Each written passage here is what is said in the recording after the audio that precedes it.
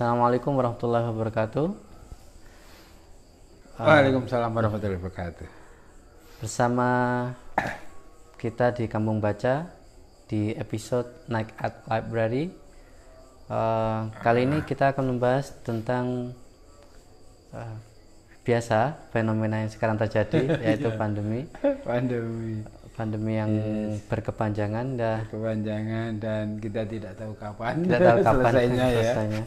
Ya. Nah, kira-kira apa yang bisa kita lakukan selama pandemi, terutama tentang mengasah daya pikir kita, mungkin dengan baca dan menulis. Apa saja yang bisa dilakukan? Mari kita ngobrol aja langsung bukan ceramah dengan Bapak Iman selaku pemilik Kampung Baca Jember. Apa saya lihat dulu ya. Apa ini? Oh, ada ya. Oke, maaf.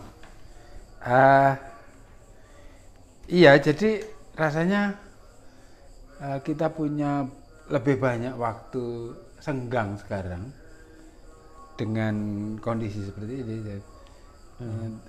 Nah, tentunya kesempatan itu tidak boleh kita sia-siakan, kan? Iya.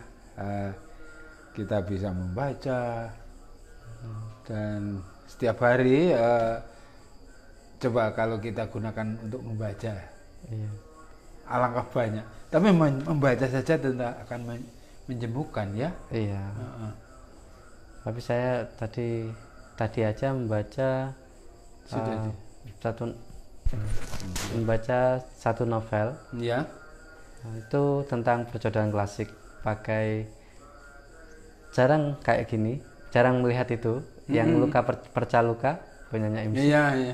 Itu kayak gayanya siapa itu Pak yang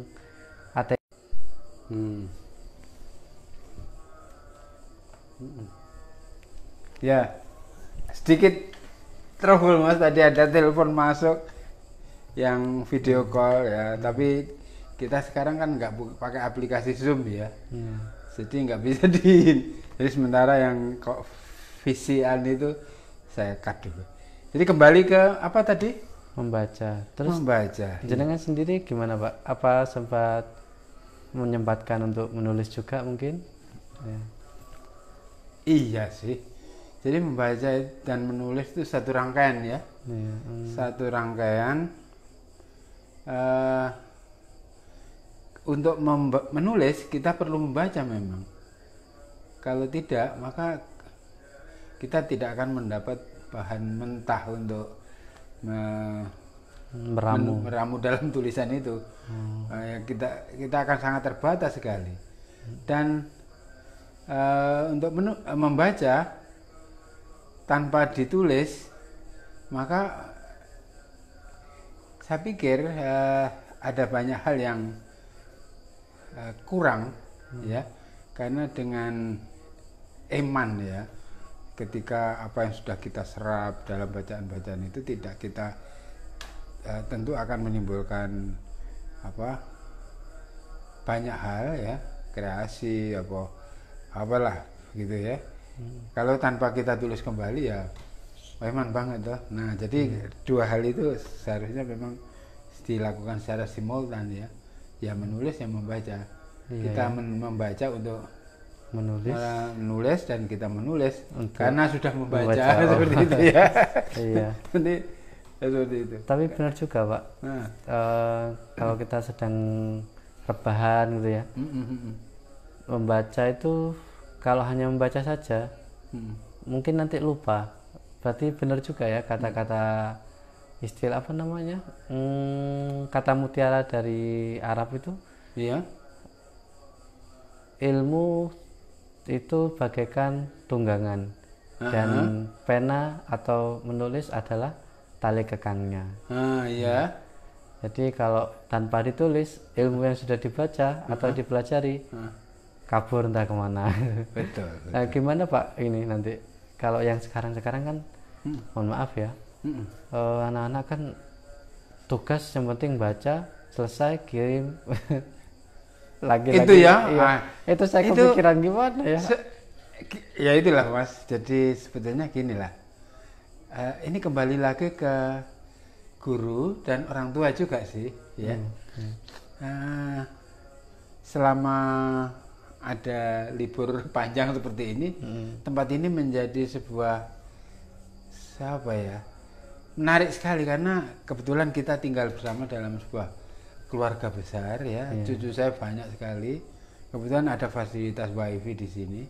Setiap hari anak saya membawa anaknya, artinya cucu saya di sini.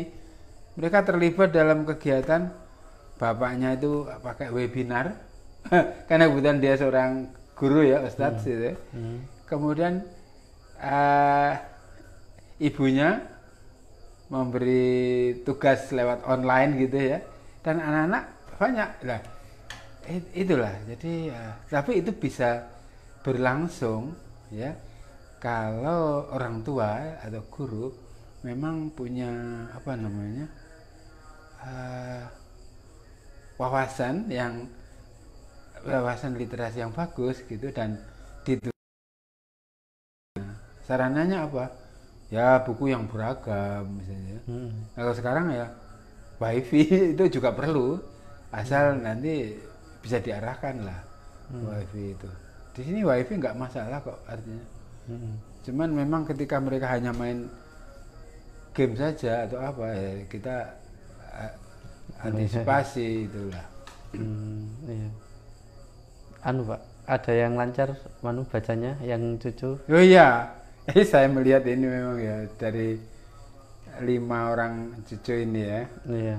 Yang 2 ini masih dalam membaca teknis, jadi artinya dia gimana bacanya? Rajin sekali membaca, tapi belum sampai pada tingkat penghayatan, sehingga datar gitu ya, kadang-kadang terpatah-patah. Tapi yang satu sudah sampai pada tahap penghayatan, sehingga ada intonasi dan ekspresi yang bagus gitu, sesuai dengan apa yang dibaca. Nah, lalu terpikir saya ya, sebetulnya ya kalau pendidikan karakter itu dengan semaksimal mungkin menggunakan bacaan, entah itu membaca atau menulis, itu lebih bagus ketimbang anak-anak harus diberi materi kayak diisi dengan materi-materi, tetapi lebih banyak dilibatkan dalam aktivitas yang mereka itu involve. Apa involve? Mengembangkan. Enggak, ini guyon aja. Saya sudah tahu.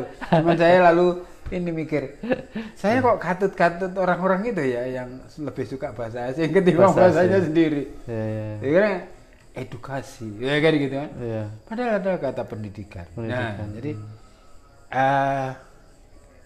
mereka terlibat. Saya itu misal begini ya, kalau ada, saya kurang tahu sih nasib 15 menit membaca di sekolah itu sekarang. Apakah masih berjalan? Kalau sekarang sih mungkin enggak ya. Enggak. Selama pembelajaran online ini kayaknya enggak ada. Sudah ya mungkin, otomatis ya. Iya. Mungkin diganti dengan tugas-tugas. Iya. Tapi mungkin banyak sekolah yang jenuh dengan ini karena monoton, lalu kehabisan ide. Walaupun sudah ada panduan ya. Ada panduannya mungkin. Gimana? Sebelum pelajaran pertama dimulai, wali kelas datang ke kelas, di dalam kelas menyiapkan anak-anak apel, kemudian biasanya membaca literasi gitu. Nanti ada buku penghubung, nulis judulnya apa yang dibaca, terus kesimpulannya apa. Itu dia. Kira-kira gimana, Pak? Menurut pandangan jenengan? Saya ini orang yang tidak suka formalitas yang mengungkung seperti itu. Jadi kalau guru punya, saya suka sekali Pak Menteri, Mas Menteri yang baru ini ya, Mas Tadi. Paradigmanya luar biasa. Dan itu mungkin bertabrakan dengan banyak kebiasaan yang sangat normatif ya. Waduh kok begini. Tapi saya suka itu, karena dia seolah-olah mendobrak kebekuan itu ya. Jadi kalau saya sih Misalnya 15 menit membaca itu tidak harus rutin begitu, tapi harus ada inovasi. Satu misal begini. Gimana Pak? Realitas di sekolah itu bukunya minim sekali. Kalau masuk perpustakaan memang bukunya itu ada berak-rak. Tapi Anda tahu kan itu buku paket. Iya. Iya. Tentu untuk kegiatan seperti itu enggak nyaman kalau pakai buku paket ya. Akhirnya bawa buku sendiri. Akhirnya bawa buku sendiri semuanya lalu disuruh merangkum. Itu sudah kayak mekanik aja, mekanik. Iya. Apa? Gak ada hasilnya ya. Nggak ada ininya lah. Saya lebih cenderung nggak usah lah dipaksakan membawa buku. Suruh anak-anak membawa bungkusnya Supermi, bungkusnya obat, bungkusnya apa, kemasan apa, lalu manualnya ini atau apa-apa. Suruh mereka membaca 10 menit misalnya ya, atau 5 menit boleh lah.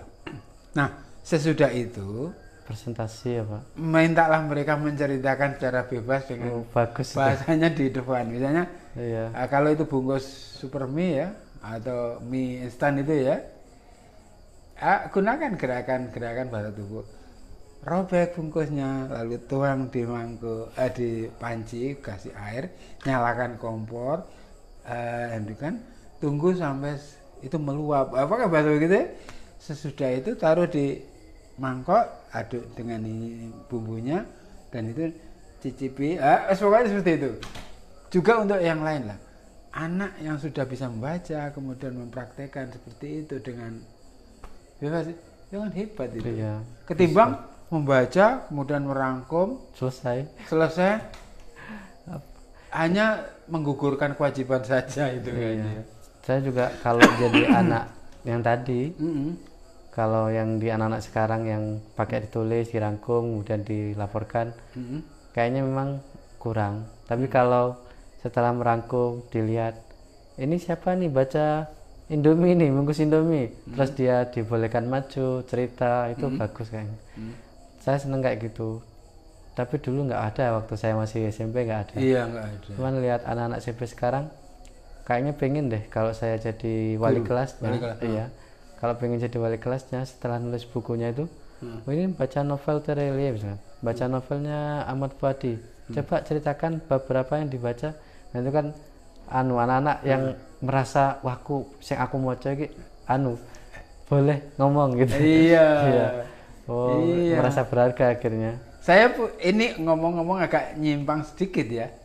Saya punya teman pulang dari Australia. Dia tugas di sana, punya anak TK. Ya. Punya anak TK, terus karena dulunya di Australia, dia disekolahkan di Indonesia, masukkan TK di Indonesia. Pulang dari sekolah dia ngomel dia. Gini, Bu Guru cerewet katanya. Loh kenapa? Habis kita nggak diberi kesempatan ngomong, dari pagi gurunya cerita terus. Jadi apa? Jadi paradigma pendidikan kita itu hanya mengisi kendi dengan air gitu ya. Kemudian sudah sampai penuh gitu. Nah kalau anaknya merasa tidak diberi kesempatan beraktualisasi, didengar dan seperti itu. Nah itu kan yang iya ya kayak begitu ya. Jadi lah itu kan. Jadi gitu Mas. Ini ada terobos sedikit. Ya. Jadi mungkin obrolan kita sebatas itu dulu ya. Iya. Tadi sudah takjil? Sudah ya? Sudah makan. Sudah kekenyangan ini Sudah kekenyangan ya. Okay. Jadi besok pagi kita punya acara lagi. Iya. Bisa disampaikan. Baik, ini saja Naik Art Library bersama Pak Iman diskusinya tentang membaca dan menulis untuk mengembangkan keterampilan kita dalam berbicara dan sebagainya. Besok ada acara embun pagi. Biasanya di siaran langsungkan ya. Iya. Itu setiap Sabtu dan Ahad. Kalau sesudah pada subuh. Biasanya jam 5 kurang seperempat kita mulai siaran. Dan itu setiap hari Sabtunya itu edukasi menurut masukan dari Bu Iman. Siapa saja. Siapa saja. Dan kemudian di hari Ahad tentang informasi. Ya, Seperti itu. tambahan Terima kasih kesempatannya Pak Iman. Ya. Assalamualaikum warahmatullahi wabarakatuh. Waalaikumsalam Pak Mustafa. Sarjana psikologi. Iya. Enggak, ini nggak punya ini sih.